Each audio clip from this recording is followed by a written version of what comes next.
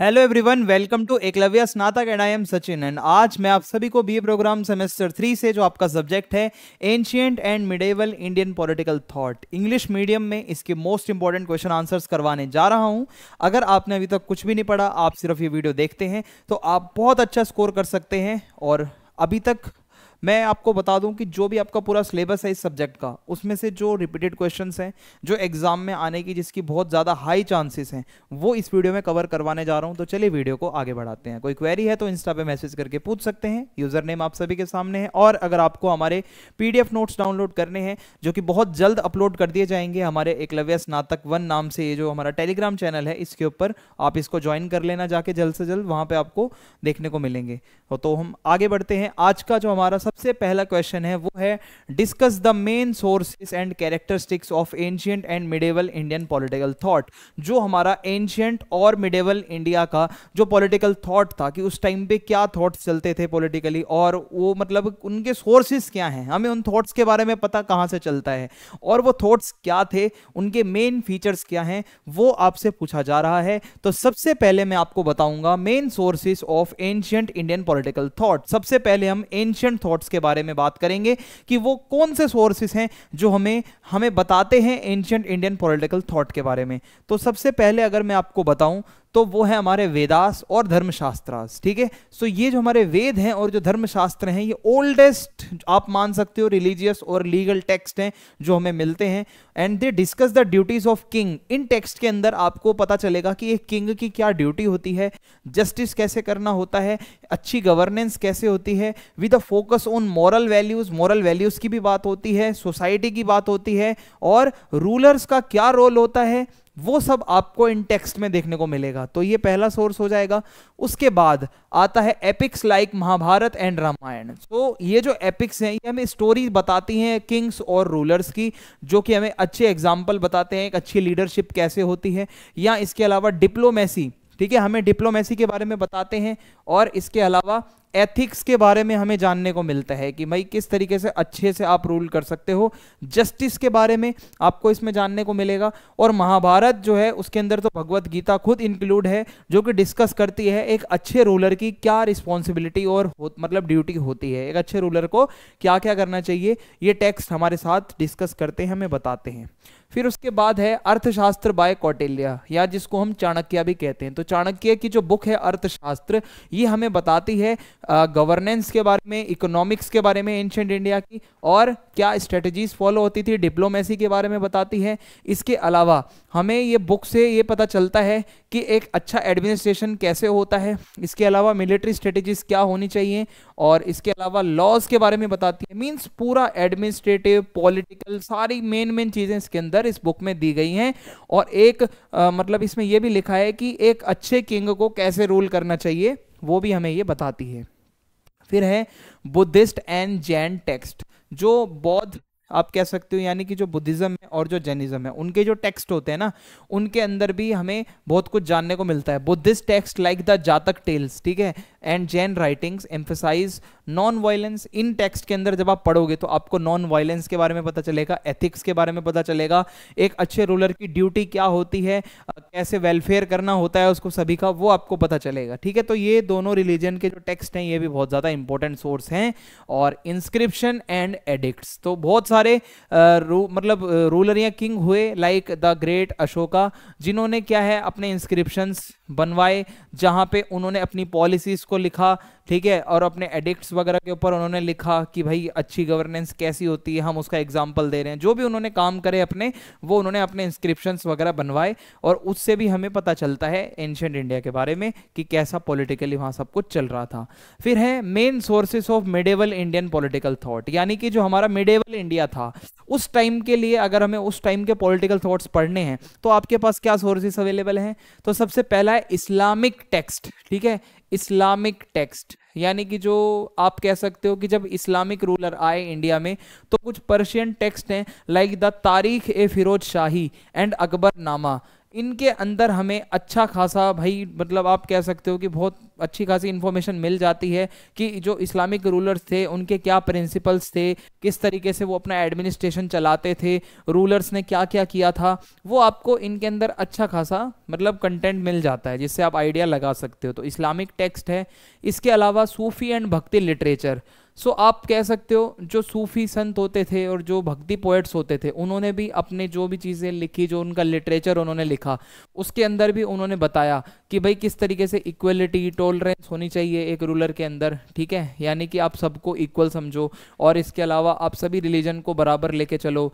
तो ये सारी चीज़ें, कंपैशन हो गया, जैसे कि ये 2-3 चीज़ें हैं कि ये एक इंपॉर्टेंट बातें जो रूलर के अंदर होनी चाहिए। तो ये सूफी और भक्ति लिटरेचर में से हमें पता चलता है। फिर इसके बाद अगर आगे बढ़ो, accounts of travellers and historians. तो कुछ ट्रेवलर आए उस टाइम पे इंडियन सब कॉन्टिनेंट में, like travellers like Ibn Battuta, जो कि बहुत बड़ा ट्रैवलर था, बहुत जगह घूम चुका था, वो इंडिया में आता है तो वो लिखता है अपनी बुक रिहला, जिसके अंदर वो बताता है कि भाई क्या क्या है इंडिया में उसने जो देखा। इसके अलावा अल बिरूनी है जिसने यहाँ के बारे में, यहाँ की सोसाइटी के बारे में, यहाँ के पॉलिटिकल स्ट्रक्चर्स के बारे में लिखा अपनी बुक किताब उल हिंद में। तो ये मिडेवल इंडियन पॉलिटिक्स के बारे में हमें बहुत अच्छी खासी इंसाइट्स प्रोवाइड करते हैं जो हमारे ये 2 लोग हैं। अब हम बात करेंगे, देखो सोर्सेस तो मैंने आपको बता दिए क्या सोर्सेस हैं। अब क्वेश्चन में आगे हमसे पूछा गया था कि ancient and medieval Indian political thought का मेन इसमें आपको फीचर बताना है कि उस टाइम पे क्या थॉट्स चल रहे थे, ठीक है।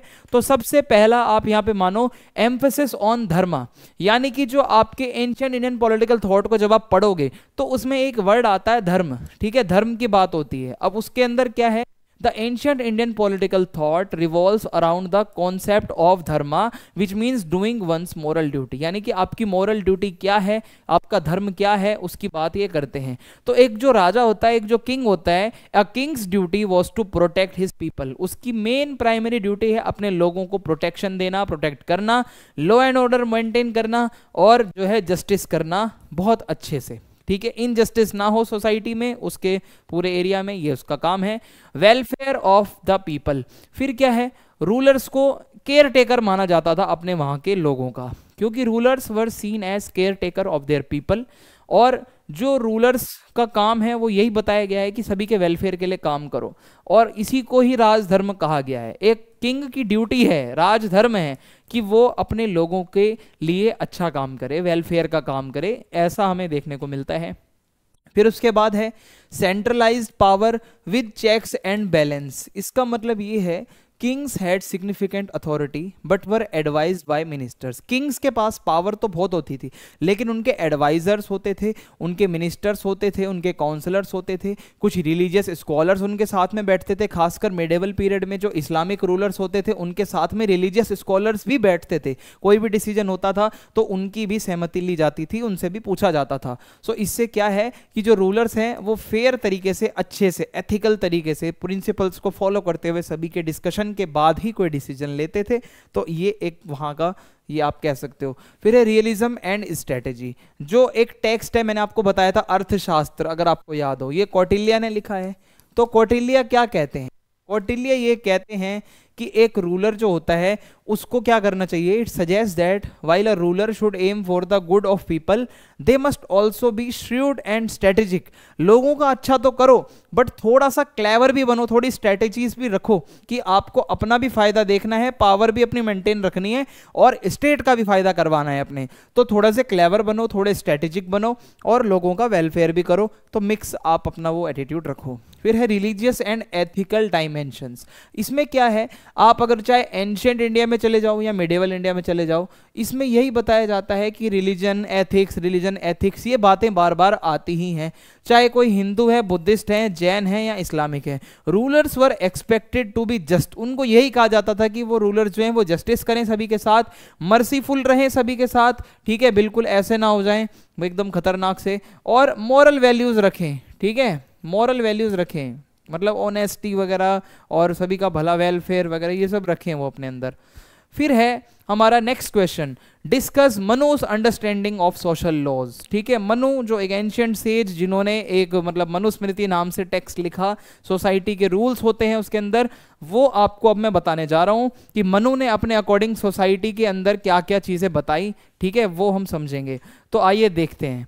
सो मनु's जो understanding of social laws as outline in the Manusmriti, Manusmriti के अंदर ये लिखा हुआ है, जो कि एक एंशियंट इंडिया का टेक्स्ट है, जो कि बताता है एक सोसाइटी को कैसे फंक्शन करना चाहिए। जैसे आज हमारा इंडिया का कॉन्स्टिट्यूशन होता है, ठीक है, कॉन्स्टिट्यूशन से इंडिया चलता है, तो एंशियंट इंडिया जो था हमारा मनुस्मृति के अकॉर्डिंग वहां पे सब कुछ होता था। सो एक आपकी ड्यूटी क्या होती है, आपको कैसा बिहेवियर रखना है, आप सभी के साथ कैसा रिलेशन रखेंगे, वो सब कुछ मनुस्मृति के अंदर मेंशन था। तो मनु ने सबसे इंपॉर्टेंट जो हमें चीज बताई है वो है वर्णा सिस्टम, जिसको सोशल क्लास का डिवीजन भी माना जाता है। तो एंशिएंट इंडिया में हमारा वर्णा सिस्टम चलता था, वर्ण सिस्टम जिसे हम कहते हैं। तो मनु ने क्या करा, सोसाइटी को 4 सोशल क्लासेस में डिवाइड कर दिया था और उन सभी को उनके रोल्स और ड्यूटी बता दी कि भाई जो सोसाइटी है वो 4 तरीके के लोग होंगे उसमें और उनका ये काम होगा। तो सबसे पहले उन्होंने बताया सबसे टॉप पर हायरार्की में ब्राह्मण्स होंगे, जो कि प्रीस्ट होते हैं, पंडित होते हैं, जो पूजा पाठ करवाते हैं। इनका बेसिक काम होगा टीचिंग करना, स्टडी करना और इसके अलावा रिचुअल्स को परफॉर्म करना, हवन वगैरह यज्ञ वगैरह करवाना। दूसरे नंबर पर आते हैं क्षत्रियास। ये जो क्षत्रिय होते हैं ये वॉरियर और रूलर थे। जो रूलर होगा वो उनसे एक्सपेक्ट किया जाता था वो क्षत्रिय वर्ण से ही हो, वही रूलर अच्छा माना जाता था और उनका काम था लोगों को प्रोटेक्ट करना।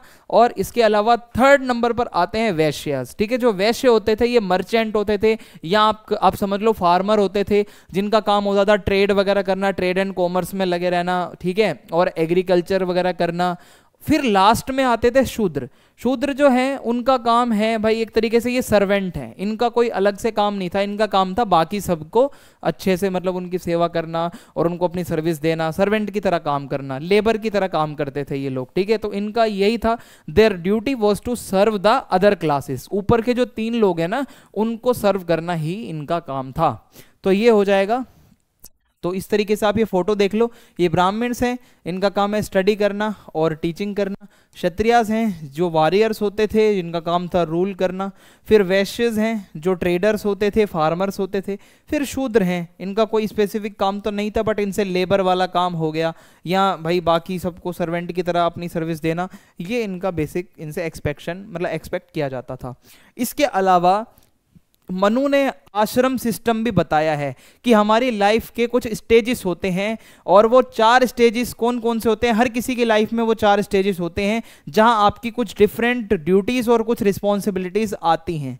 तो ये 4 स्टेजेस हैं। सबसे पहला है ब्रह्मचर्य, मतलब जो ब्रह्मचर्य है वो सबसे पहला है, फिर उसके बाद गृहस्थ है, फिर उसके बाद वानप्रस्थ है और लास्ट है सन्यास। अब 1 बाय 1 हम चारों को समझेंगे कि इसमें मनु ने क्या बताया। ये जो 4 स्टेजेस हैं इसमें क्या क्या होता है, तो देखिए सबसे पहले है ब्रह्मचर्य। ये आपकी स्टूडेंट लाइफ है, इसमें आपको ज़्यादा से ज़्यादा आपको सीखना होता है, आपको नॉलेज अपनी बढ़ानी होती है, लर्निंग का टाइम होता है। फिर आपकी लाइफ में एक स्टेज आता है गृहस्थ जीवन का, जब आपके ऊपर फैमिली की रिस्पॉन्सिबिलिटीज बढ़ती हैं, आपको काम धंधा करना पड़ता है, ठीक है, आपको एक लाइवलीहुड अपना अर्न करना पड़ता है, आपकी शादी होती है। फिर है वानप्रस्थ। ठीक है, इसमें क्या होता है, धीरे धीरे जो आपकी ये दुनिया भर की जो ड्यूटीज हैं इनसे आप थोड़ा हटने लगते हो और थोड़ा स्पिरिचुअलिटी की तरफ आप जाने लगते हो। ठीक है, गृहस्थ जीवन से थोड़ा आप अलग होने लगते हो। फिर एक स्टेज ऐसी आती है जब आप सभी से डिटैच हो जाते हो, किसी से कोई कनेक्शन आपका नहीं रहता, वो सन्यास वाला स्टेज होता है, जहां पे कहते हैं ना भाई मैं सन्यास ले रहा हूं, मैं तो हिमालय में चला जाऊंगा, पहाड़ों में चला जाऊंगा। वो सन्यास सबसे आखिरी स्टेज होता है, कंप्लीट डिटैचमेंट, यानी कि आप अपने भगवान में खो चुके हो। भगवान के अलावा आपका ना तो कोई पिता है, ना माता है, ना बेटा है, ना बहन है, ना बेटी है, आपके सिर्फ और सिर्फ भगवान है। तो ये 4 स्टेजेस मनु हमें बताते हैं, ठीक है, जो कि आश्रम सिस्टम है। इसके अलावा मनु ने हमें धर्म के बारे में बताया है कि धर्म का मीनिंग ये नहीं है रिलीजन, यहां पे धर्म का मतलब है आपकी मोरल ड्यूटी। ठीक है, कि आपकी क्या मोरल ड्यूटी है। तो मनु एम्फसाइज धर्म, आपकी जो मोरल ड्यूटी है उस पर मनु ने फोकस किया है as the guiding principle for all actions. Every person was expected to follow their dharma. आपकी जो मोरल ड्यूटीज हैं आप सभी उसको फॉलो करो, चाहे आप कोई भी हो, ठीक है। आप जो भी जिस भी वर्ण में आते हो, ब्राह्मण हो तो अपना धर्म फॉलो करो, ब्राह्मण होने का धर्म। आप राजा महाराजा हो तो अपना राज धर्म फॉलो करो। आप अगर वैश्य हो तो अपना वो धर्म फॉलो करो। यानी कि मनु का मानना था आप सभी को, आप जिस भी क्लास में हो, सोशल क्लास में, आप उसको अपना फॉलो करो, या आश्रम सिस्टम में भी आप जो भी स्टेज पे चल रहे हो अपने उस धर्म का पालन करो। ब्रह्मचर्य है, ब्रह्मचर्य लाइफ जी रहे हो तो अपना अच्छे से डेडिकेटेड रहो। सो इसमें यही है, आप अपने रूल्स फॉलो करो, अपना बिहेवियर अच्छा रखो, अपने अंदर एक ऑनेस्टी रखो, ठीक है, सच बोलो हमेशा, बाकियों के लिए एक रिस्पेक्ट रखो, डिसिप्लिन में रहो, अपनी बैलेंस लाइफस्टाइल रखो, सोसाइटी के अंदर अच्छे से रहो, ठीक है। ये हमें मनु ने बताया है। फिर इसके अलावा rules for family and marriage, तो शादी और फैमिली से रिलेटेड भी कुछ रूल्स हैं। Manu also set guidelines for family relationships, किससे शादी करनी है, किससे शादी नहीं करनी है, ये भी मनु ने बताया है, including the roles of man and women. और मैन का क्या रोल होता है, विमेन का क्या रोल है, वो भी मनु ने बताया है। मैरिज कस्टम्स कैसे होते हैं, शादी प्रॉपर किस तरीके से होती है, भाई हाँ एक ब्राह्मण होना चाहिए, वो आपके वो मंत्रोच्चारण करेगा सही से प्रॉपर, वो शादी जब भी पूरी मानी जाएगी। ये सब नियम जो है मनुस्मृति से आते हैं। एक फैमिली के अंदर हर मेंबर की क्या ड्यूटी होती है वो भी मनु ने बताया है, तो इतना डिटेल में जाके बताया है। इसके अलावा है role of women. So Manu जो है वो बताते हैं, Manu placed women in a protective role within the family structure, emphasising respect and care by male family members. तो मनु कहते हैं जो एक फीमेल होती है उनको घर के अंदर आप प्रोटेक्शन दो पूरी तरीके से, और जो फीमेल है उनकी केयर करो, ऐसा मनु बताते हैं। However women were generally expected to follow the authority of male family members. Manu कहते हैं कि जो महिलाएं हैं, जो फीमेल हैं, उनको जो मेल होते हैं उनकी बात माननी चाहिए, ऐसा वो कहते हैं। क्योंकि देखो पैट्रियार्कल सोसाइटी थी, ठीक है, तो उसके अकॉर्डिंगली ये लॉज लिखे गए थे। हो सकता है आज के टाइम में इसको कोई ना माने, लेकिन ये एंशिएंट इंडिया की बातें हैं, ये हम आपको बताते चल रहे हैं। फिर है जस्टिस एंड पनिशमेंट। इसके अलावा मनु ने जस्टिस और पनिशमेंट के ऊपर भी कुछ लिखा है, वो क्या है आपको बताता हूं। So Manu believed in a fair and disciplined society where laws were enforce. Manu मानना था कि सोसाइटी के अंदर कानून लॉज होने चाहिए, डिसिप्लिन होना बहुत ज्यादा जरूरी है, फेयरनेस का होना बहुत जरूरी है, बायसनेस नहीं होनी चाहिए। सो ही एडवोकेटेड फॉर पनिशमेंट्स। वो कहते हैं अगर कोई गलत काम करता है, किसी का बिहेवियर खराब है, तो उसको पनिशमेंट दो, ठीक है, जब भी वो सुधरेगा। और क्या होगा, जब भी जो जस्टिस है वो मिलेगा। तो जस्टिस मिलना बहुत जरूरी है, उसके लिए पनिशमेंट देना बहुत जरूरी है, ऐसा मनु का मानना है। और एक किंग का रोल क्या होता है, वो सोशल लॉज को मतलब सही से इंप्लीमेंट करवाना एक किंग का ही काम है। So responsible for protecting people and punishing wrongdoers. जो गलत काम करते हैं उनको पनिशमेंट देना और लोगों की प्रोटेक्शन करना ही किंग का मेन रोल है, ऐसा मनु मानते हैं। रिलीजियस एंड एथिकल लाइफ की बात करें तो मनु भाई यही बताते हैं कि आपकी जो भी मतलब डेली लाइफ है उसमें आप प्रेयर करो, अपने रिचुअल्स अच्छे से करो, अपना बिहेवियर बहुत अच्छा रखो, ठीक है। तो स्पिरिचुअलिटी की भी वो बात करते हैं। अब इसके बाद हमारा जो नेक्स्ट क्वेश्चन है उसके ऊपर अब हम चलते हैं, वो है examine the various dimensions of state craft described bye Brihaspati. तो बृहस्पति जो कि एक एंशिएंट सेज हैं, एक बहुत एंशिएंट इंडिया के ही एक रहे हैं भाई स्कॉलर, उन्होंने भी कुछ बताया है एक स्टेट को कैसे फंक्शन करना चाहिए, रूलर की क्या ड्यूटी होती है। तो बृहस्पति जो कि एक एंशिएंट सेज थे, वो क्या करते हैं कि मतलब known for his views on state craft, एक स्टेट को अच्छे से कैसे रूल करना है, गवर्नेंस कैसी होती है, डिप्लोमेसी क्या होती है, स्ट्रेटजी कैसी बनानी होती है, उसके ऊपर ये डिस्कस करते हैं। तो ये 2-3 बातें हम देखेंगे, तो आगे बढ़ते हैं। तो जैसा मैंने आपको बताया कि देखो अभी ये हमारा एंशिएंट वाला चल रहा है, तो इसके अंदर आप मनुस्मृति के बारे में पढ़ चुके हो, जो मनु सेज है उन्होंने लिखा था। अब हम बृहस्पति के बारे में जानते हैं कि इन्होंने आखिर क्या बताया। सो पावर एंड अथॉरिटी, सबसे पहले इन्होंने इसके ऊपर क्या लिखा है, लेट्स सी। सो देखिए Strength and control. Brihaspati believed that power was essential for a ruler to control and protect their state. तो बृहस्पति कहते हैं कि पावर बहुत इंपॉर्टेंट होती है अगर आपको अपने स्टेट को अच्छे से कंट्रोल करना है. He emphasise that a king should gather enough resources. वो कहते हैं एक किंग के पास अच्छे खासे इनफ रिसोर्सेज होने चाहिए, वेल्थ होनी चाहिए और एक अच्छी स्ट्रॉन्ग आर्मी होनी चाहिए अगर उसको अपनी अथॉरिटी को मेंटेन रखना है. अगर ये सब चीजें नहीं होंगी तो वो बिल्कुल वीक पड़ जाएगा. फिर है firm leadership. A ruler must have a commanding presence, यानी कि उसको अपने डिसीजंस को ना बिल्कुल ऐसा लीडरशिप ऐसी होनी चाहिए, दृढ़ निश्चय वाला जो बंदा होता है, जैसे एकदम जो डिसीजन ले लिया वो ले लिया, ठीक है, ऐसा कंफ्यूजिंग रूलर नहीं होना चाहिए. फिर है डिप्लोमेसी. मित्र और फ्रेंड एंड एनिमी पॉलिसीज. अब इसके बारे में ये क्या डिप्लोमेसी से रिलेटेड हमें बताते हैं बृहस्पति, तो आइए देखते हैं. सो अलायंस बनाना, क्या कहते हैं ये? Brihaspati advise rulers to carefully choose friends and enemies. Brihaspati का मानना है अपने फ्रेंड और अपने एनिमीज को बहुत केयरफुली चूज करें. Forming alliances with powerful states could strengthen the rulers position. ये कहते हैं अगर आप थोड़े खतरनाक दोस्त बनाओगे, थोड़े स्ट्रॉन्ग वाले जो लोग हैं जो आपके दोस्त बनेंगे, तो इससे आपकी पोजीशन में और मजबूती आएगी. होता है ना, कल को भाई किसी से पंगा हो गया तो किसी को बुलाओगे तो कोई ऐसा तो हो ना जो आपको बचाने आए, पता चले वो भी पिट जाए अगर आपसे भी वो कमजोर है. तो बृहस्पति का मानना है आप ऐसे दोस्त बनाओ अपने जो कि बहुत ज्यादा स्ट्रेंथन करें आपकी पोजीशन को, आपके लिए बहुत स्ट्रांग हो और सामने वाले को वो तुरंत एकदम हरा दें. सो यही इन्होंने बताया है, ठीक है. और इसके बाद है फ्लेक्सिबल पॉलिसी. बृहस्पति कहते हैं he suggested that a ruler should be flexible in their approach to diplomacy. Ruler को फ्लेक्सिबल होना चाहिए. जरूरत पड़े तो कभी भाई अच्छे से पेश आओ, जरूरत पड़े तो कभी गिफ्ट भी दो, जरूरत पड़े तो भाई कभी अगर लग रहा है ज्यादा पानी सर के ऊपर जा रहा है तो अटैक करने से भी पीछे मत हटो. तो कहने का मतलब है आप अपने आप को बैलेंस रखो, ऐसा बृहस्पति का मानना है, ठीक है. समटाइम्स यूजिंग परसुएशन, गिफ्ट और even deception to achieve their goals, ठीक है. अपने गोल्स को अचीव करने के लिए कुछ भी करो, ठीक है. तो ऐसा ये मानते हैं. Use of strategy.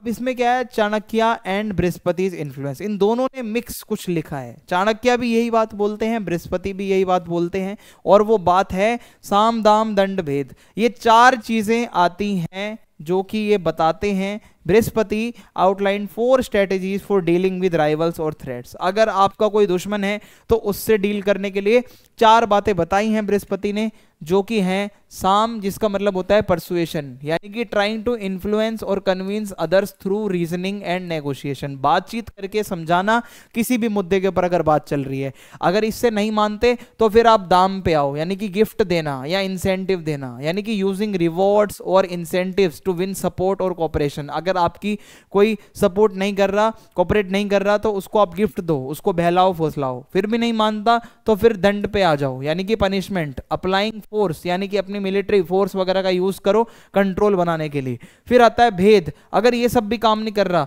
तो क्या करो, creating a division among enemies to weaken their unity. तो 2-3 अगर एनिमी हैं आपके तो उनके बीच में फूट डालो, डिवाइड करो उनको, ठीक है, भेद करो उनके बीच में. तो इससे क्या होगा, वो वीक हो जाएंगे. तो ये 4 स्ट्रेटेजी होती हैं, साम दाम दंड भेद जिसको कहते हैं. आई होप आप इसको समझ गए होंगे. आगे बढ़ते हैं अब हम.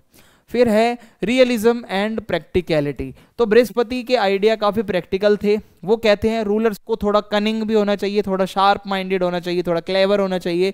स्ट्रेटेजीज हमेशा मॉरल प्रिंसिपल्स पर मत बनाओ कि आप हमेशा अच्छे अच्छे रहो दूसरों के गुड बुक्स में रहने के लिए. ऐसा नहीं होता. आप कभी कभी कनिंग भी रह सकते हो, आपको मन करे तो थोड़ा क्लेवर बनो. फिर है वेलफेयर एंड वेल्थ. तो वेलफेयर और वेल्थ के बारे में ये क्या बताते हैं, तो इकोनॉमिक स्ट्रेंथ. बृहस्पति एम्फसाइज करते हैं the importance of wealth and economic resources for a strong state. इनका मानना है पैसा और रिसोर्सेज बहुत जरूरी है एक स्ट्रॉन्ग स्टेट के लिए. ही believe that a wealthy state would have more power. एक इनका मानना है कि जिस स्टेट के पास जितना ज्यादा पैसा होगा इतना ज्यादा ही वो स्टेट जो है वो पावरफुल रहेगा और उतना ही वो अपने लोगों को प्रोटेक्ट कर पाएगा. तो पैसा होना बहुत इंपॉर्टेंट है भाई. People's welfare. Although power was a priority, he recognized that keeping the people content and ensuring their welfare would strengthen the ruler's position and loyalty among citizens. Power और सत्ता और पॉलिटिक्स तो ठीक है, बट अपने लोगों के ऊपर भी थोड़ा फोकस करो। लोगों का वेलफेयर करोगे तो लोगों का भरोसा बनेगा, आप लॉयल लगोगे लोगों के सामने, लोगों का आप भरोसा जीतोगे। सीक्रेसी एंड इंटेलिजेंसी, यानी कि सीक्रेसी एंड इंटेलिजेंस, इसके बारे में बृहस्पति ने कुछ बताया है। कुछ बातें आपको सीक्रेट रखनी चाहिए, और वो बताते हैं अपना स्पाई नेटवर्क बढ़ाओ। यानी कि Brihaspati highlighted the need for an efficient system of spies, जो गुप्तचर होते हैं, जो जासूस होते हैं, जो एजेंट्स होते हैं ना, वो होने चाहिए, जो आपको दूर दूर की खबर, उड़ती उड़ती खबर आपको बता दें जल्द से जल्द आके, ठीक है, और इन्फॉर्मेशन बता दें। इससे क्या है, रूलर को थोड़ा इन्फॉर्म रहना मतलब बहुत ईजी हो जाएगा, अपडेट रहेंगे रूलर, दूर दूर की खबरें इधर उधर की जो है वो खबरी ले आएंगे, तो उसको एक रिलायबल इन्फॉर्मेशन का सोर्स मिलेगा, तो वो अच्छे डिसीजन ले पाएगा। सीक्रेसी, तो अपने प्लान्स को सीक्रेट रखो, अपनी स्ट्रेटेजीज को कॉन्फिडेंशियल रखो, बहुत ज़रूरी है। आप रिवील कर दोगे तो हो सकता है सामने वाले को आपकी कमज़ोरी पता चल जाए। फिर है law and justice. Law and justice के बारे में बृहस्पति ने क्या बताया है, आइए हम समझते हैं। तो मेंटेनिंग ऑर्डर, बृहस्पति का मानना था एक रूलर जो होता है उसको स्ट्रिक्ट लॉज अपने उसमें स्टेट में जो है वो अप्लाई करने चाहिए, ताकि लॉ एंड ऑर्डर मेंटेन रहे सोसाइटी में, और अगर कोई गलत काम करता है तो उसको उसके कॉन्सिक्वेंसेस फेस करने पड़े और उसके ऊपर एक्शन हो, जिससे क्या है सोसाइटी में लोगों को सेफ फील होगा। और फेयरनेस एंड डिसिप्लिन, तो अब यहाँ पे ये बृहस्पति कहते हैं कि भाई जस्टिस तो ठीक है आपको करना है, बट एक राजा को हमेशा फेयर होना चाहिए, वो कभी भी बायस्ड ना हो, डिसिप्लिन में रहे, और यानी कि सभी के लिए एक इक्वल रिस्पेक्ट रखे, सभी को इक्वल समझे, ठीक है, क्योंकि राजा ही जस्टिस करता था ना, तो एक किंग से एक्सपेक्टेड होता था वो फेयर रहे, ठीक है, गलत तरीके से कुछ ना करे। तो इस तरीके से ये है आपका। So question is critically analyse the concept of kingship and statecraft in Shukra Niti. तो शुक्र नीति जो है वो आप मान सकते हो कि the Shukra Niti attributed to the sage Shukracharya, ठीक है, शुक्राचार्य कोई एट्रीब्यूटेड है जो कि एक एंशियंट टेक्स्ट है जो हमें बताता है, एक एडवाइस देता है कि एक अच्छे किंग को क्या फॉलो करना चाहिए, एक रूलर को किस तरीके से वो गाइडेंस जो है वो ये देता है, ठीक है, और कैसे स्टेट को अच्छे से मैनेज करना है, वो हमें शुक्र नीति बताती है, ठीक है। तो शुक्राचार्य जी इसी से इंस्पायर्ड होके शुक्र नीति जो टेक्स्ट है ये हमें बताएगा। तो आइए इसमें देखें क्या है। तो सबसे पहले है the ideal king as protector. तो शुक्र नीति डिस्क्राइब करती है the king as the protector and caretaker of his people. तो शुक्र नीति में भी यही बताया जाता है, एक जो किंग होता है वो प्रोटेक्टर होता है अपने लोगों का। A good king should be just, एक जो अच्छा राजा है उसको जस्ट होना चाहिए, जो जस्टिस करे सभी के साथ, और कंपैशनेट होना चाहिए, और डेडिकेट होना चाहिए वो लोगों के वेलफेयर के लिए, यानी कि लोगों के भलाई के लिए वो काम करे, अच्छा किंग होना चाहिए। स्ट्रेंथ्स, यानी कि ये जो शुक्र नीति की ये जो बात है इसमें ये जो व्यू है, this view emphasises that the rulers main duty is the well being of his people. Mainly इसमें बताया गया है एक रूलर की मेन ड्यूटी है अपने लोगों का भला करना, showing as a sense of responsibility and ethical leadership, जो कि दिखाता है कि एक रिस्पॉन्सिबिलिटी है रूलर में, ठीक है, और इसका क्रिटिसिज्म भी है। इसके अंदर देखो क्रिटिकली एनालाइज करना है तो आपको पॉजिटिव नेगेटिव दोनों देखना होगा। तो क्रिटिसिज्म ये है कि ऑल्दो प्रोटेक्शन इज एसेंशियल, देखो बहुत जरूरी है प्रोटेक्ट करना अपने लोगों को, but this focus may sometimes lead the king to prioritize security over freedom, potentially limiting individual rights in favor of social order। तो इसके अंदर कभी कभी क्या होता है कि अगर ज़्यादा फोकस इस पे रहेगा कि आप भाई सिक्योरिटी पे ही ज़्यादा फोकस रखोगे, लोगों को फ्रीडम नहीं मिलेगी इतनी, या उस पर बाकी चीज़ों पे नहीं आप काम करोगे, तो इससे राइट्स वगैरह, इंडिविजुअल राइट्स वगैरह ज़्यादा जो हैं वो लिमिट हो जाएंगे, ठीक है। लोगों के ऊपर आप भाई क्या है उनको थोड़े राइट्स दो, वो सब भी करो ना, सिर्फ और सिर्फ उनकी प्रोटेक्शन ही करते रहोगे, प्रोटेक्टर बन के रह जाओगे तो उनको राइट्स वगैरह नहीं मिल पाएंगे इतने। फिर है मॉरल एंड एथिकल कंडक्ट। तो ये शुक्र जो नीति है ये कहती है एक जो किंग होता है वो उसको कुछ मोरल जो कुछ बातें होती हैं, इंटीग्रिटी, काइंडनेस, विजडम, इन सब के ऊपर अच्छे से इसको फॉलो करना चाहिए। A morally upright king is seen as a role model, जैसा राजा अच्छा होगा वो एक रोल मॉडल होता है अपने लोगों के लिए, वो लोग भी उसको देखेंगे और वो लोग भी भाई उससे सीखेंगे। फिर है स्ट्रेंथ, ये जो बात है इसमें भाई this guide on the ethical conduct ensures that a king maintains trust and respect from his subjects, setting a positive example in society। अगर राजा ऐसा होगा तो वो सोसाइटी में एक अच्छा एग्जाम्पल सेट करेगा और लोगों का ट्रस्ट बनेगा उसमें। बट इसका एक क्रिटिसिज्म भी है, अगर आप इतने ज़्यादा कॉम्पिटिटिव एनवायरनमेंट में जहां आपके चारों तरफ एनिमीज हैं, आप अच्छे बनोगे तो आप वीक दिखोगे, आप इनडिसाइसिव दिखोगे, specially in situations requiring tough और स्ट्रेटेजिक डिसीजन। खासकर ऐसी जगहों पे जहां राजा को क्लेवर होना चाहिए, जहां टफ डिसीजंस लेने हैं, वहां पे अगर आप सिर्फ सिंपल एकदम मॉरल बातों के ऊपर चलोगे तो भाई आपको नुकसान हो सकता है, बहुत ज्यादा लॉस हो सकता है। Absolute authority and discipline. शुक्र नीति advocates for a strong king who has absolute authority. शुक्र नीति का मानना है सारी की सारी पावर एक किंग के पास होनी चाहिए, meaning he hold the ultimate power, ठीक है। डिसीजन मेकिंग, लॉ से लेके सब कुछ किंग के पास हो। और discipline is seen as essential to prevent disorder. तो डिसिप्लिन होना बहुत जरूरी है और अल्टीमेट पावर हो किंग के पास, ऐसा शुक्र नीति मानती है। तो इसके अंदर दिया गया है कि a strong authority ensures that the state function smoothly. अगर अच्छी अथॉरिटी होगी, अल्टीमेट पावर किंग के पास होगी, तो स्मूथली सारे डिसीजंस लिए जाएंगे with fewer chances of rebellion. कभी रिबेलियन होगा ही नहीं और ज्यादा मतलब केओटिक कंडीशन नहीं बनेगी। और इसके अलावा लॉज की सभी रिस्पेक्ट करेंगे। बट इसका एक क्रिटिसिज्म भी है कि भाई एब्सोल्यूट अथॉरिटी क्या होगी, कभी कभी डिक्टेटरशिप भी तो बन जाती है ना। अगर आपका जो किंग है ज्यादा ही पावर का यूज करेगा तो वो डिक्टेटर भी बन सकता है अगर बैलेंस नहीं होगा। तो if the king misuses his power it can lead to operation and dissatisfaction among the people. अगर कोई किंग गलत पावर का यूज करेगा तो लोगों के अंदर डिससैटिस्फैक्शन और लोगों को गलत फीलिंग आएगी। Welfare and prosperity. सो शुक्र नीति के according a king must ensure the economic and social prosperity of the state. तो एक किंग को ये ध्यान रखना चाहिए उसका स्टेट एक वेल्दी, एक प्रोस्पेरस स्टेट बने। और this involves promoting trade, agriculture. जो किंग है वो ट्रेड को प्रमोट करे, एग्रीकल्चर को प्रमोट करे, इकोनॉमिक एक्टिविटीज को प्रमोट करे, ऐसा शुक्र नीति कहती है। तो स्ट्रेंथ इसकी ये है कि focusing on welfare ensures that people's needs are met. यानी कि आप लोगों की जो जरूरतें हैं उसको पूरा कर रहे हो, तो इससे क्या है, लोगों को अच्छा फील होगा, सिटीजन सिक्योर फील करेंगे, सिटीजन्स को लगेगा हमारी वैल्यू है। क्रिटिसिज्म ये है कि concentrating too much on economic prosperity. अगर कोई राजा बहुत ज्यादा लालच में पड़ जाता है, इकोनॉमिक प्रोस्पेरिटी पे ही सारा फोकस रख रहा है, so might make the state overly materialistic, neglecting other values like individual freedom और कल्चरल डेवलपमेंट। तो कल्चर को छोड़कर, फ्रीडम को छोड़कर, राइट्स को छोड़कर राजा सिर्फ पैसा बनाने में लगा रहेगा ना, तो ये भी सही बात नहीं है। की concepts of state craft in Shukra नीति। अब हम थोड़े से और कॉन्सेप्ट्स को पढ़ेंगे शुक्र नीति में जो दिए गए हैं, जैसे कि the importance of adviser and council. तो शुक्र नीति ये मानती है कि एक किंग को अपने एडवाइजर्स से, जो ट्रस्टवर्दी मिनिस्टर्स होते हैं, उनकी गाइडेंस लेनी चाहिए। और एक अच्छी स्ट्रॉन्ग एडवाइजरी टीम होगी तो जो किंग होगा वो अच्छे डिसीजन ले पाएगा। तो बहुत ज़्यादा इंपॉर्टेंट है कि आपके पास एक ऐसी टीम हो। इसके बारे में अगर स्ट्रेंथ देखें इसकी, तो ये अप्रोच ये दिखाती है कलेक्टिव विजडम, यानी कि कलेक्टिव डिसीजन, आप सभी से मिलकर एक डिसीजन ले रहे हो। Allowing the king to receive different perspectives. अगर सभी से आप सजेशन लोगे आपको अलग अलग पर्सपेक्टिव्स मिलेंगे, इससे क्या है, डिसीजन आपका अच्छा होगा। चांसेस कम होंगे कि डिसीजन खराब हो, मोस्टली आपके डिसीजन अच्छे होंगे। बट इसका क्रिटिसिज्म ये कहता है कि relying on advisers can sometimes lead to manipulation if advisers act in self interest.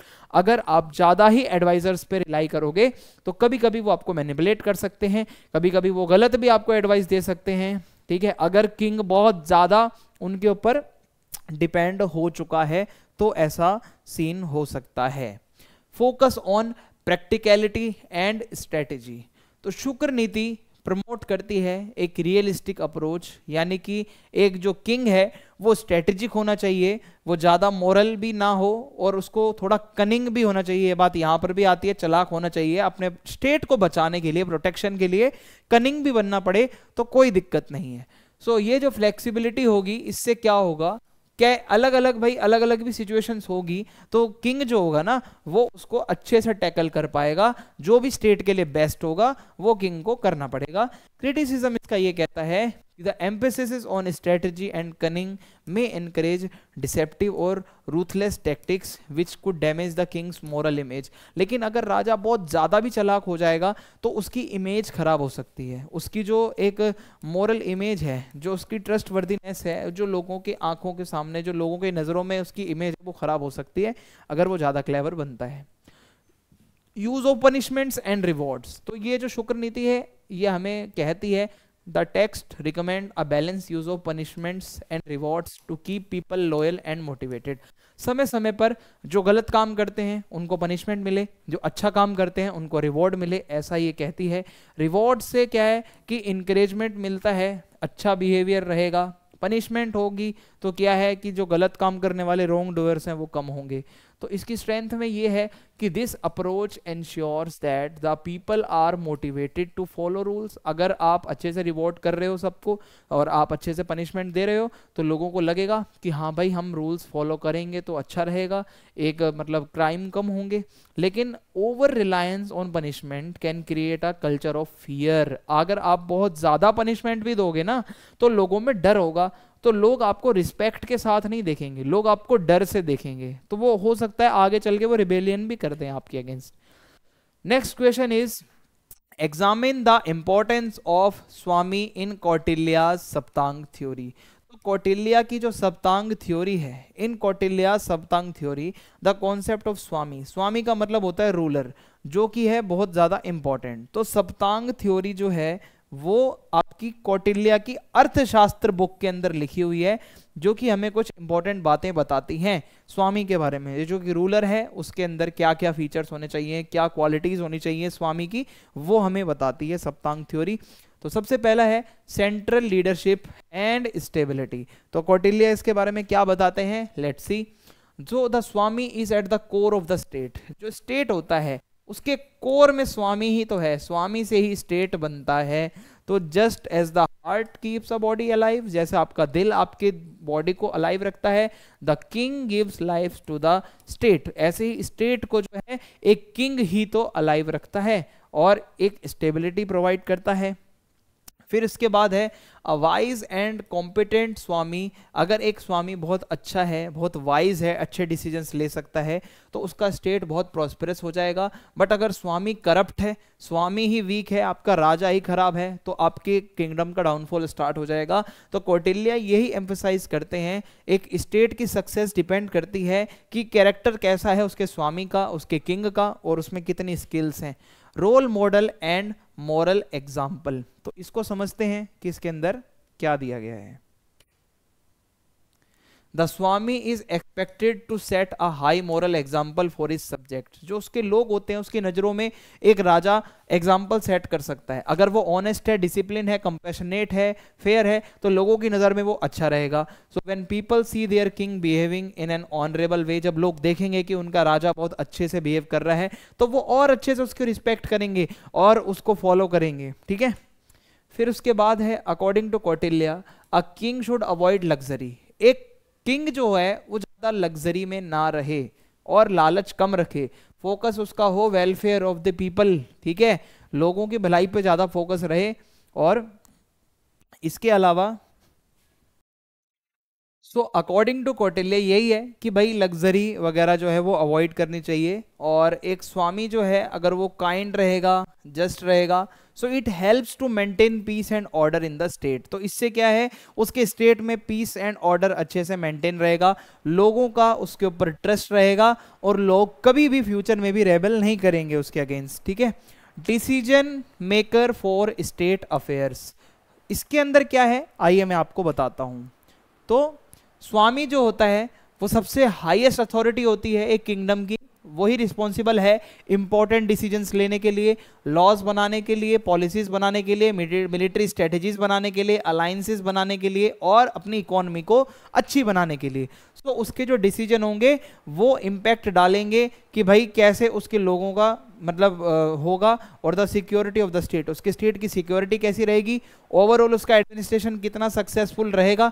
ये डिपेंड करता है कि वो स्वामी किस तरीके से सिचुएशन को हैंडल करेगा और डिसीजन लेगा। For example, if the swami decides to improve irrigation system, अगर इरिगेशन सिस्टम इंप्रूव होगा तो एग्रीकल्चर बढ़ेगा, प्रोडक्टिविटी बढ़ेगी, पैसा आएगा, प्रॉस्पेरिटी आएगी। बट अगर स्वामी ही इसको नेग्लेक्ट करेगा और इग्नोर करेगा तो ऐसे में क्या है, वो स्टेट कभी अमीर होगा, कभी पैसा आएगा नहीं आएगा, क्योंकि एंशिएंट इंडिया की बात हो रही है, उस टाइम पे ज्यादातर एग्रीकल्चर से ही पैसा आता था। इरिगेशन पे पैसा नहीं लगाओगे तो पॉवर्टी होगी। प्रोटेक्टर ऑफ द पीपल, तो इसमें यही बताया जाता है कि भाई जो किंग है, जो स्वामी है, वो प्रोटेक्टर होता है लोगों का। So a crucial duty of the swami, यानी कि जो मेन जो ड्यूटी है स्वामी की वो यही है अपने लोगों को बचाना, इंटरनल और एक्सटर्नल दोनों तरीके के थ्रेट से बचाना। और इसके अलावा externally he is responsible for defending the kingdom from enemy attacks, जो एनिमीज हैं अगर वो बाहर से अटैक करते हैं तो उसको प्रोटेक्ट करना, उनसे लड़ना, ये भी एक स्वामी का ही काम होता है।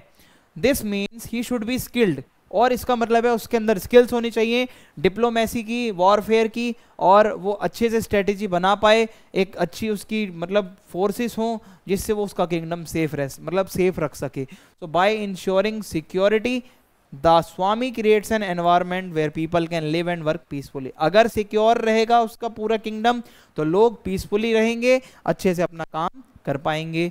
Coordinator of the other elements, अब जो स्वामी होता है वो एक तरीके से कोऑर्डिनेटर भी होता है। कैसे? In the Saptanga theory the swami's role is also to coordinate and manage the other 6 elements, amatya, janapada, durg, kosh, dand and मित्र। ये सारे चीजों को कोऑर्डिनेट करके चलना स्वामी का ही काम होता है, और ये सभी का अपना एक पर्पस है। ठीक है, अमात्या अपने जो मिनिस्टर्स हैं उनके साथ कांटेक्ट रखना, जनपदा अपने किंगडम जनपद की कैसे पूरी जब मतलब प्रोटेक्शन करनी है वो सब, और दुर्ग वगैरह जहाँ पे वो रहता है, कोष जो उसका पैसा है, जो उसकी मनी है, और कैसे उसको लोगों को पनिश करना है जो गलत कर रहा है, किससे उसको फ्रेंडशिप रखनी है, ये सारी चीज़ें होती हैं। देखो अमात्या क्या है? मिनिस्टर्स। सो एक स्वामी जो है need the Swami's guidance, ministers जो होते हैं उनको स्वामी की गाइडेंस मिलना बहुत ज़रूरी है। फिर है कोष यानी कि ट्रेजरी, जो आपका पैसा है, request the swami's oversight to ensure proper budgeting, एक स्वामी को प्रॉपर बजटिंग करनी पड़ती है तभी वो अच्छे से पैसा यूज होगा, और फंडिंग पब्लिक प्रोजेक्ट्स के लिए अच्छे से स्वामी करेगा तो ही लोगों का भला होगा। फिर है दंड यानी कि आर्मी, यानी कि नीड्स द स्वामी लीडरशिप, एक आर्मी को एक स्ट्रॉन्ग स्वामी चाहिए होता है जो उसकी लीडरशिप करे, ट्रेनिंग करवाए और अच्छे से स्ट्रेटेजिक प्लानिंग हो वॉर के टाइम पे। मित्र यानी कि alliance are managed through the swami's diplomatic skills, दोस्ती भी स्वामी पर ही डिपेंड करती है कि उसकी स्किल्स कैसी हैं डिप्लोमेसी की। Personal qualities of a good swami, एक अच्छे स्वामी की कुछ पर्सनल अंदर से भी कुछ क्वालिटीज होनी चाहिए, ये तो बाहर की बातें हैं। नॉलेजेबल, सबसे पहली बात भाई स्वामी को नॉलेज होनी चाहिए स्टेट्स की, इकोनॉमिक्स की, एथिक्स की। करेजियस स्वामी होना चाहिए, ब्रेव होना चाहिए ताकि वो अपने किंगडम को डिफेंड कर सके। जस्ट एंड फेयर होना चाहिए, एक अच्छा किंग वही है जो सभी को फेयरली ट्रीट करता है, फेवरेटिज्म ना रखे, बायसनेस ना रखे, सभी को फेयर मतलब सभी के साथ वो फेयर रहे। कंपैशनेट होना चाहिए, he should care about the welfare of his people, वो लोगों की भलाई के ऊपर ध्यान दे और अपना बेस्ट दे। डिसिप्लिन होना चाहिए, सेल्फ कंट्रोल होना चाहिए, लग्जरीज को अवॉइड करता हो, डिसिप्लिन में रहता हो, ज्यादा गुस्से में ना रहता हो। फिर है elucidate on Kautilya's Mandal theory. Do you think it's relevant in contemporary India? Give reason for your answer. Kautilya यानी कि ये जो चाणक्य है इन्होंने एक और थ्योरी दी है, कौटिल्याज मंडल थ्योरी। मंडल थ्योरी में क्या है, क्या ये आज भी रेलेवेंट है, तो वो हमें देखेंगे।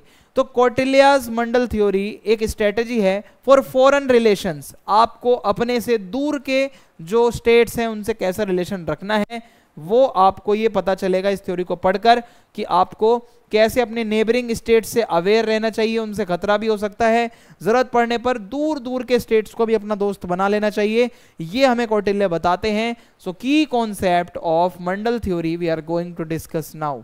ठीक है, आइए देखते हैं इसमें क्या है। Immediate neighbours enemies, so Kautilya कहते हैं neighbouring states are natural competitors. मान लो ये हमारा इंडिया है, ऊपर पाकिस्तान है, इधर बांग्लादेश है, इधर चाइना है, नेचुरली ये एक कंपटीशन रहेगा। अगर आपका पड़ोसी ही सबसे पहला कॉम्पिटिटर होता है आपका, बिकॉज दे शेयर बॉर्डर्स, आप बॉर्डर शेयर करते हो, they are likely to compete for resources, land, influence, यानी कि हो सकता है पैसा, जमीन, हर चीज के लिए कंपटीशन हो आपके बीच में, कंपटीशन रहता है। Second circle states as allies, यानी कि the state surrounding an immediate enemy can be considered allies because they also see the immediate neighbour as potential threat. For example, ये इंडिया है, ये पाकिस्तान है, ये अफगानिस्तान है। इंडिया को दोस्ती बनानी है तो अफगानिस्तान से बनानी चाहिए, क्योंकि जैसे इंडिया पाकिस्तान का कॉम्पिटिटर है वैसे ही हो सकता है अफगानिस्तान और पाकिस्तान में भी कंपटीशन हो, तो अफगानिस्तान का इंडिया से कोई कंपटीशन नहीं है तो वो इंडिया की बेटर हेल्प कर पाएगा। सो इससे क्या होता है, एक सपोर्ट सिस्टम बनता है आपका, थ्रेट वगैरह कम होंगे। फिर है friend and foe alliances. So Kautilya suggest that state should form alliances based on shared interest, यानी कि अलायंस ऐसे बनाओ जिसमें दोनों को फायदा हो, नॉट जस्ट ज्योग्राफिकली प्रॉक्सिमिटी। ये नहीं कि आप इंडिया हो तो पाकिस्तान पड़ोसी है दोस्त बन जाओ, नो, अपना फायदा देखो भाई। So this means a state should strategically ally with other states, strategy बनाओ, बेनिफिट देखो कि आपका फायदा है या नहीं है, सिक्योरिटी का फायदा है या आप मतलब कहाँ उसको यूज कर सकते हो, ये सब चीजें देखो, इसमें कोई बुराई नहीं है किसी तरीके की भी। 6 फोल्ड पॉलिसी, कौटिल्य ने 6 मेथड्स बताए हैं मंडल थ्योरी में। सबसे पहला है संधि, यानी कि पीस के लिए आप संधि करो, बात करो, ठीक है। विग्रह यानी कि वॉर करो अगर जरूरत पड़े। आसना यानी कि रिमेनिंग न्यूट्रल, न्यूट्रल रहो अगर लग रहा है कि मतलब न्यूट्रल रहने से फायदा तो न्यूट्रल रहो। यान यानी कि प्रिपेयरिंग फॉर वॉर, लड़ाई के लिए तैयार रहो। समश्रय, समश्रय का मतलब है फॉर्मिंग अलायंसेस, अगर आपका फायदा है, आप इंटरेस्ट शेयर करते हो तो अलायंस बनाओ। फिर है द्वंद्वी भाव, यानी कि डबल पॉलिसी और बी फ्रेंडिंग बोथ साइड्स, या दोनों के दोस्त बन जाओ जरूरत पड़ने पर। तो ये कुछ बातें हैं जो आप लिख सकते हो अगर आपके एग्जाम में आता है। Relevance of mandala theory in contemporary India, आज के इंडिया में क्या ये मंडल थ्योरी रिलेवेंट है, ये आपसे पूछा जा रहा है। तो बिल्कुल है। जियोपॉलिटिकल पोजीशनिंग की बात करें तो India has immediate neighbours with whom it has complex relation, सच होती है ना ये बात जो अभी इसने बताई थी कौटिल्य ने।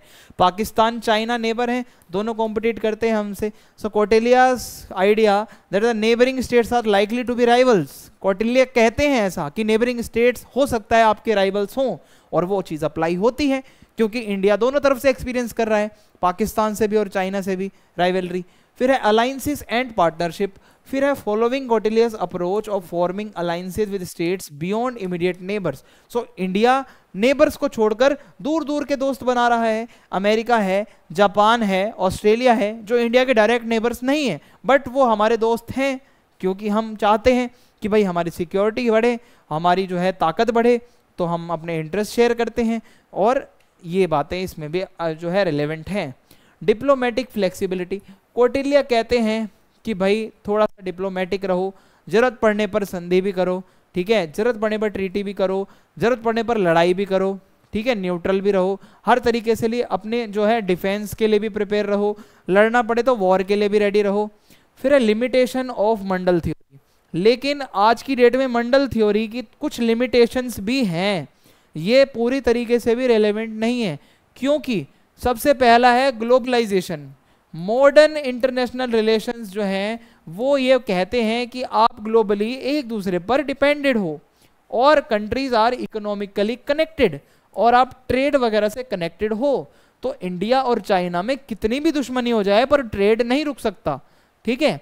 फिर दूसरा है international organisations like global organisations, जो यूएनओ है, वर्ल्ड ट्रेड ऑर्गेनाइजेशन है, इसमें सारे के सारे लोग साथ रहते हैं, चाहे वो एनिमी भी क्यों ना हो, तो वो अपने कॉन्फ्लिक्ट्स को कहीं ना कहीं पीसफुली रिजॉल्व कर लेते हैं। फिर है न्यूक्लियर डिटेरेंस, कौटिल्य के टाइम पे तो ये कहा जाता था मिलिट्री पावर बहुत ज़्यादा इंपॉर्टेंट है, आर्मी मजबूत कर लो, लगे अगर कोई ज़्यादा बोल रहा है तो उस पर अटैक कर दो। बट आज की डेट में न्यूक्लियर पावर है, इतनी एडवांस टेक्नोलॉजी है, अब वॉरफेयर इतनी जल्दी नहीं होती, डायरेक्टली कभी भी पंगा नहीं होता कि सीधा लड़ाई शुरू हो जाए, ठीक है। तो ये बिल्कुल भी एकदम रेलेवेंट नहीं है, कुछ कुछ बातें रेलेवेंट हैं। Discuss Kabir's views on prevailing inequalities in his contemporary society.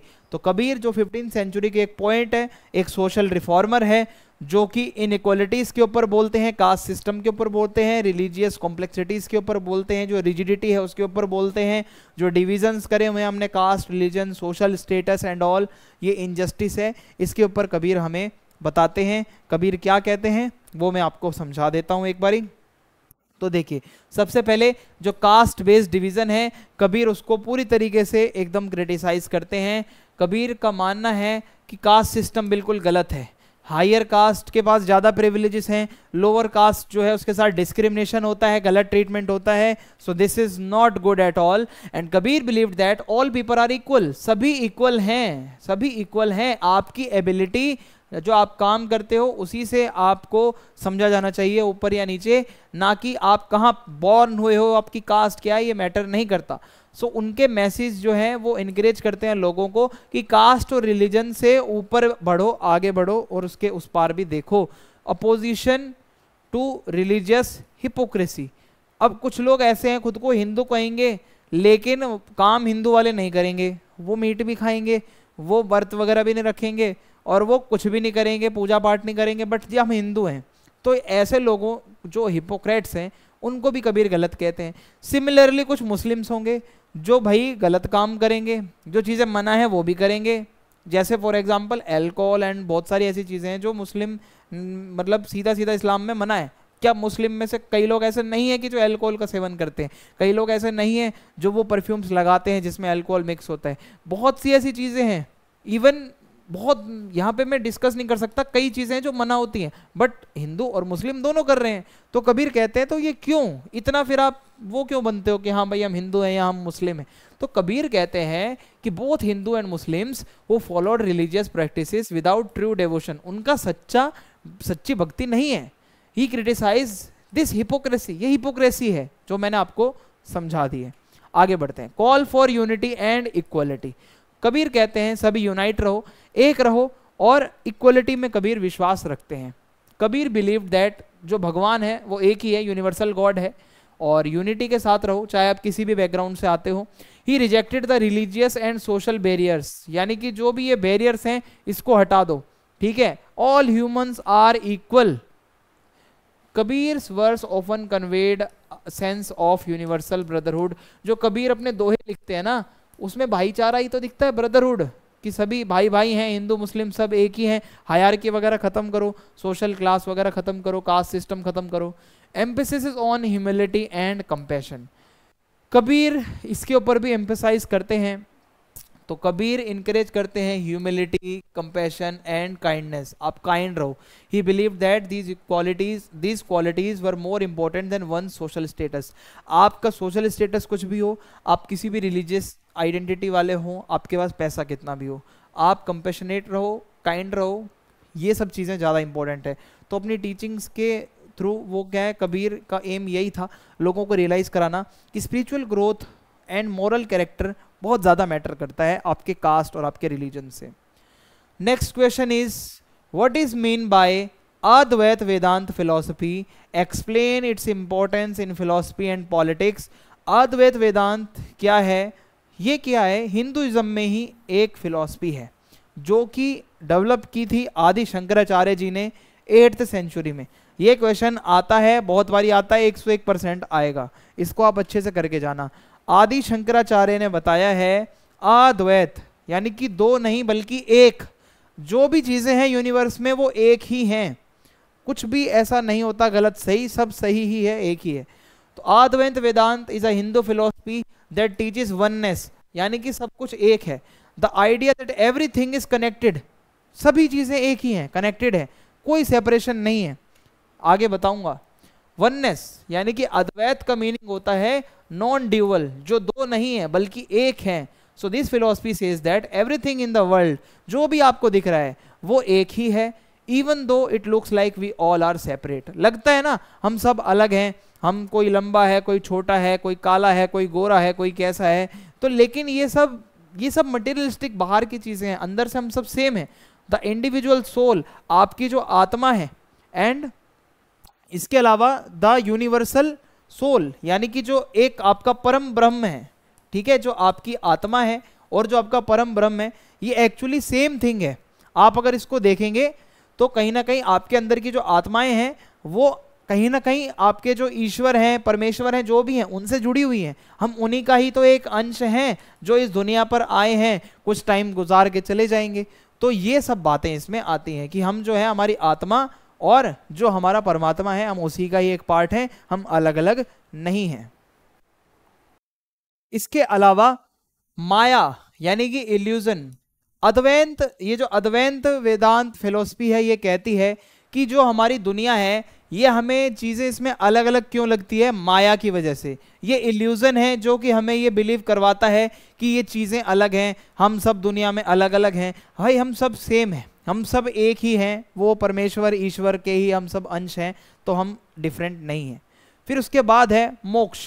हम सब इस दुनिया में आए हैं और अगर हमें पता चल जाता है ये सब एक साइकिल है रीबर्थ का, हम इस दुनिया में आएंगे जाएंगे आएंगे जाएंगे, ये चलता रहेगा, अगर आपको ये अंडरस्टैंडिंग बन जाती है ना कि आप जो है एक पार्ट हो यूनिवर्सल सोल का, उस परम ब्रह्म का, उस ईश्वर परमेश्वर का ही आप पार्ट हो, तो आप कितने पीसफुल जी पाओगे, आपको ये सारी मटेरियलिस्टिक चीजें खराब लगने लगेंगी। आप अगर मोक्ष प्राप्त करना चाहते हो तो ये बात मान लो कि आप उसी का ही एक पार्ट हो। So why it's important in philosophy, ये चीजें इंपॉर्टेंट क्यों हैं समझना, आइए हम देखते हैं। तो देखिए अद्वैत जो वेदांत फिलोसफी है is one of the main philosophies in Hinduism. Hinduism की बहुत मेन फिलोसफी है ये, जो कि बहुत सारे हिंदू बिलीफ्स और प्रैक्टिसेस को शेप करती है, और हमारे बहुत से ऐसे स्कॉलर्स हुए हैं जो उसको बहुत अच्छी फिलोसफी मानते हैं कि हाँ इससे क्या है, लोगों में एक वननेस, यूनिटी, इक्वालिटी की फीलिंग आती है। देखो वही बात आ गई, bye teaching that everything is connected. अगर हम कहते हैं कोई हिंदू मुस्लिम सिख ईसाई गोरा काला नहीं है, सब हम एक ही हैं, कनेक्टेड हैं, तो इससे क्या है, हम सब की रिस्पेक्ट करेंगे, हम सब ये रियलिटी को एक्सपीरियंस करेंगे कि हाँ हम उसी एक परमेश्वर का पार्ट हैं, वननेस में हम बिलीव करेंगे, तो आपकी पर्सनल ग्रोथ भी होगी, क्योंकि Advaita encourages people to look inside themselves for truth and not to be too attach to materialistic things. और ये अद्वैत वेदांत फिलोसफी कहती है कि आप अपने अंदर देखो और आप जो है पर्सनल ग्रोथ, अपने अंदर अपना सच जानो, सच्चाई को ढूंढो, ये बाहर की दुनिया में क्या रखा है, मटेरियलिस्टिक चीज़ों को छोड़ो, इससे ज़्यादा अटैच मत रहो और अपनी ग्रोथ के ऊपर ज़्यादा फोकस करो। Why it's important in society and politics, तो ये जो अद्वैत वेदांत की फिलॉसफी है, सोसाइटी और पॉलिटिक्स पे इसका क्या इन्फ्लुएंस है वो आपको बता देता हूँ।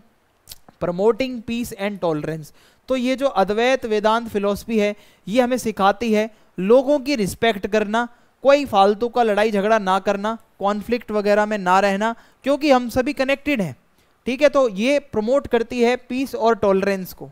अगर सभी खुद को एक मानेंगे तो हिंदू मुस्लिम का झगड़ा ही खत्म है ना, गरीब अमीर का झगड़ा खत्म है। फिर है इन्फ्लुएंस्ड इंडियन लीडर्स, हमारे महात्मा गांधी जो थे वो बहुत ज़्यादा अद्वैत जो फिलॉसफी है उससे इन्फ्लुएंस थे। वो कहते थे कि हम सभी इक्वल हैं, नॉन वायलेंस, सभी साथ रहो, तो भाई इन्फ्लुएंस तो है इस फिलॉसफी का। फिर है foundation for equal rights, so Advaita Vedanta philosophy कहती है हम सब एक हैं, सबको इक्वल राइट्स मिलने चाहिए, सबको इक्वल ट्रीटमेंट मिलना चाहिए, तो कहीं ना कहीं सोसाइटी में सभी के साथ अच्छा होगा, फेयर ट्रीटमेंट होगा अगर अद्वैत वेदांत की फिलॉसफी फॉलो होगी। Next question is discuss Thiruvalluvar's thoughts and suggestions on governance and justice. So Thiruvalluvar जो कि एक फेमस एंशियंट तमिल पोएट हैं और एक फिलोसफर हैं, उन्होंने कुछ सजेशंस दिए हैं कि अच्छी गवर्नेंस कैसी होती है, जस्टिस अच्छा कैसा होता है। जो उनकी बुक है उनका नाम है थिरुक्कुरल, ठीक है, और उनके जो थॉट्स हैं वो बताते हैं कि एक रूलर को अच्छे से क्या काम करने चाहिए, ठीक है। सो ये थिरुवल्लुवर हैं जो कि अपनी बातें बताते हैं। Let's see, so qualities of a good ruler, इनके अकॉर्डिंग एक अच्छे रूलर के अंदर क्या होना चाहिए मैं आपको बताता हूं। सो थिरुवल्लुवर बिलीव करते हैं अ रूलर शुड बी वाइज, एक रूलर को वाइज होना चाहिए, डिसिप्लिन्ड होना चाहिए और फेयर होना चाहिए, और एक अच्छा रूलर जो है वो ऑनेस्ट रहे, करेज हो उसके अंदर, काइंडनेस हो, ये सारे फीचर्स क्वालिटीज होनी चाहिए। और एक रूलर को ज़्यादा एरोगेंट नहीं होना चाहिए, एटीट्यूड वाला नहीं होना चाहिए, बल्कि उसको हम्बल होना चाहिए, लोगों को समझे, लोगों की नीड्स क्या है। जस्टिस एंड फेयरनेस, अब यहाँ पे थिरुवल्लुवर हमें क्या बताते हैं जस्टिस एंड फेयरनेस के बारे में, आइए देखते हैं। So justice is at the core of Thiruvalluvar's teachings, justice बहुत इंपॉर्टेंट है। He argued that a ruler must be fair in judgements, judgement करते टाइम एक रूलर को फेयर होना चाहिए, यानी कि एक रूलर कभी भी बायस ना रहे, और इसके अलावा जो लोग इनोसेंट हैं उनको प्रोटेक्शन मिले, जो लोग गिल्टी हैं, गलत काम करते हैं, उनको पनिशमेंट मिले। सो थिरुवल्लुवर ये भी हाईलाइट करते हैं कि जस्टिस जो है वो कहीं ना कहीं पर्सनली आप अपना फायदा मत देखो, फेवरेटिज्म मत करो, जस्टिस करते टाइम फेयर रहो, बायसनेस नहीं होनी चाहिए, सबको इक्वल ट्रीट करो। Compassion and welfare of people, अब इसके बारे में इन्होंने क्या बताया है आइए हम देखते हैं। So Thiruvalluvar stress that ruler should care deeply about the wellbeing of their people, लोगों के भले के लिए बहुत ज्यादा सोचना चाहिए एक रूलर को कि कैसे वेलफेयर हो सकता है। So they should focus on eliminating poverty, कि कैसे पॉवर्टी को खत्म करना है, गरीबी खत्म होगी, कैसे रिसोर्सेस आएंगे, और ensuring the safety and happiness of society, हमारी सोसाइटी में हैप्पीनेस कैसे आएगी, सेफ्टी कैसे आएगी, वो सोचना चाहिए। ही believed that a ruler success is measured by the happiness and prosperity of the people, एक रूलर की सक्सेस डिपेंड करती है कि कैसे उसके सोसाइटी में लोग रहते हैं, कितने खुश हैं उसके लोग, उसकी प्रजा कितनी खुश है। लॉ एंड ऑर्डर के ऊपर थिरुवल्लुवर ने क्या बोला है वो भी मैं आपको बता देता हूं। So a good government according to Thiruvalluvar maintains strict laws, एक अच्छी गवर्नमेंट वही है जहां अच्छे स्ट्रिक्ट लॉज हों, जहां अच्छे से उसको इन्फोर्स किया जाए। So this balance is essential, ताकि कोई भी केओटिक कंडीशन सिचुएशन ना बने, लोगों का ट्रस्ट हो भाई अपने रूलर में, एक प्रॉपर एक लॉ एंड ऑर्डर मेंटेन हो, ये बहुत ज़्यादा इंपॉर्टेंट हो जाता है। अवॉइड करप्शन, थिरुवल्लुवर ये मानते हैं कि जो रूलर्स हैं उनको ज़्यादा करप्शन में नहीं घुसना चाहिए, उनको बिल्कुल लालच, ग्रीड, करप्शन से दूर रहना चाहिए।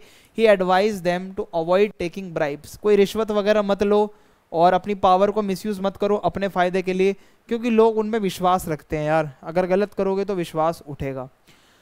अगला क्वेश्चन है, critically evaluate Basavanna's views on democracy and state administration. Basavanna जो कि एक फिलोसफर और एक सोशल रिफॉर्मर थे, उन्होंने क्या बताया है डेमोक्रेसी के बारे में और स्टेट एंड एडमिनिस्ट्रेशन के बारे में, वो हम देखेंगे। आइए लेट्स सी। सो ये बासवन्ना है, अगर आपने 12th में कभी हिस्ट्री पढ़ी है ना तो वहाँ पे भी इनका नाम आता है बासवन्ना का, तो ये वही वाले बासवन्ना है, सोशल रिफॉर्मर जो कि इक्वालिटी और सोशल जस्टिस में बिलीव करते थे कि हमारी सोसाइटी में कोई ऐसा ऊंच नीच नहीं होना चाहिए। ये क्या कहते हैं, Basavanna promoted equality and believed in the dignity of all individuals, ये कहते थे सभी इक्वल हैं, कोई कास्ट, वेल्थ, सोशल स्टेटस के उस पर डिस्क्रिमिनेशन ना हो। And he felt that everyone should have an equal से, सभी को बराबर समझा जाए, बराबर ट्रीट किया जाए fairly by the government, government किसी के साथ डिस्क्रिमिनेशन ना करे। So this focus on equality can be seen as an early democratic ideal, जो आज भी आप देख सकते हो, ठीक है, डेमोक्रेसी में भी तो यही होता है, सबको सुना जाए। लिमिटेशंस क्या है इसकी, ऑल्दो बासवन्ना का आइडिया तो बहुत अच्छा है, लेकिन इसको इम्प्लीमेंट करना इक्वालिटी को बहुत चैलेंजिंग था, क्योंकि उस टाइम पे हायरार्की बहुत ज़्यादा थी भाई, सोसाइटी में रिजिड कास्ट सिस्टम था, उसका विजन बहुत आगे का था, बट सोसाइटी इतना रेडी नहीं थी कि उसको पूरी तरीके से एम्ब्रेस करे, उसके थॉट्स को जो है अप्रिशिएट करे। अकाउंटेबिलिटी एंड एथिकल लीडरशिप, सो इसके बारे में अब हम समझते हैं कि बासवन्ना क्या कहते हैं। सो बासवन्ना बिलीव करते थे कि leaders should be ethical, leaders को एथिकल होना चाहिए, लाइक ऑनेस्ट, काइंड, कंपैशनेट और अकाउंटेबल होना चाहिए और ऑनेस्टी के साथ काम करे।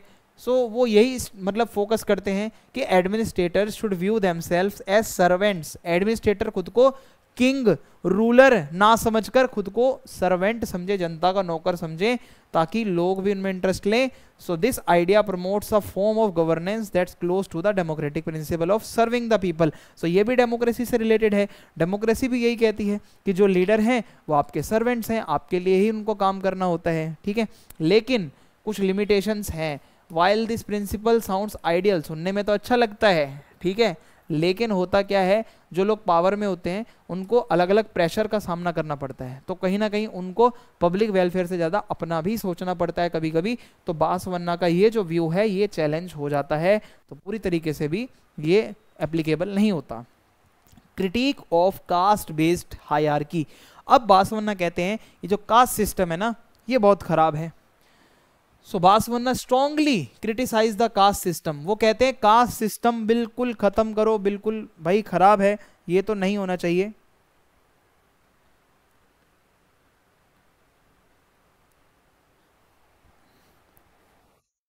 तो वो मानते हैं कास्ट सिस्टम तो बिल्कुल भी नहीं होना चाहिए और सोशल हायरार्की खत्म करो। वो मानते हैं everyone regardless of their background had the potential, सभी में वो पोटेंशियल है जो सोसाइटी को अच्छा बना सकती है।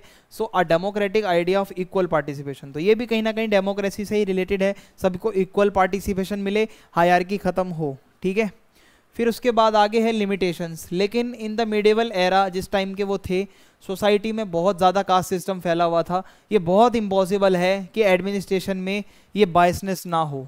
बासवन्ना के व्यूज़ तो रेवोल्यूशनरी थे, बट इम्प्लीमेंट कर पाना प्रैक्टिकली पॉसिबल नहीं था उस टाइम पे, ऐसा आप मान सकते हो।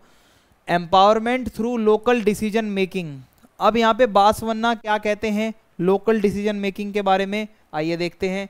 सो बासवन्ना सपोर्ट करते हैं कम्युनिटी बेस्ड डिसीजन मेकिंग, कि सभी को साथ में लेके आओ, सभी के ओपिनियंस को सुनो, उसके बाद डिसीजंस बनाओ। सो ये अप्रोच जो है कहीं ना कहीं मॉडर्न डेमोक्रेटिक वैल्यूज से मिलती जुलती है। हमारे आज जो लीडर्स हैं लोकसभा राज्यसभा में बैठते हैं, सभी कलेक्टिव डिसीजन लेते हैं। सो है तो ये बात अच्छी, लेकिन इसकी कुछ लिमिटेशंस हैं। However the effectiveness of local decision making can vary and it might not work well for larger and more complex issues that require centralise authority. छोटे छोटे मुद्दों पर हो सकता है कि आप किसी की राय ले लो, लेकिन एक बहुत बड़ा मुद्दा है तो उस पर एक रूलर को ही डिसीजन लेना चाहिए। Relying solely on local governance might create inconsistency in policy, क्योंकि आप अगर लोगों से ही पूछते रहोगे तो कंसिस्टेंसी नहीं आएगी। हर किसी का अपना अलग होता है भाई ओपिनियन, तो आप एक प्रॉपर डिसीजन कभी भी नहीं ले पाओगे। Role of religion and state. Basavanna ने रिलीजन और स्टेट के बारे में क्या बताया है, आइए मैं आपको समझाता हूँ। सो बासवन्ना's focus was on spirituality as a personal journey separate from governance, advocating that state matters should not be guided by religious biases। वो कहते हैं स्टेट को सेक्युलर होना चाहिए, रिलीजियस चीज़ों से बाइसनेस नहीं करनी चाहिए, स्टेट को बिल्कुल डिफरेंट चलना चाहिए रिलीजन को साइड करके। सो ये कहीं ना कहीं सेक्युलरिज्म का जो प्रिंसिपल है उसको फॉलो करता है, जहाँ सभी रिलीजन्स को इक्वली ट्रीट किया जाता है। बट आप अगर देखोगे सेपरेटिंग रिलीजन फ्रॉम मतलब separating religion from administration was difficult. उस टाइम पे हिंदुइज्म का इन्फ्लुएंस बहुत ज़्यादा था उस एरिया में, और लोग जो हैं राजा वाराजा मतलब जो रूलर्स होते थे वो कहीं ना कहीं ब्राह्मण्स की सुनते थे। सो बहुत चैलेंज था भाई, चैलेंजिंग था, इतना ईजी नहीं है रिलीजन को आप एकदम हटा दोगे। सो इसी के साथ ये वीडियो एंड होती है। अगर आपको वीडियो पसंद आई है आप चैनल को सब्सक्राइब करना ना भूलें, फीडबैक लिखना कमेंट बॉक्स में, और वीडियो को दोस्तों के साथ शेयर करें। जय हिंद, जय भारत, मिलते हैं नेक्स्ट वीडियो में।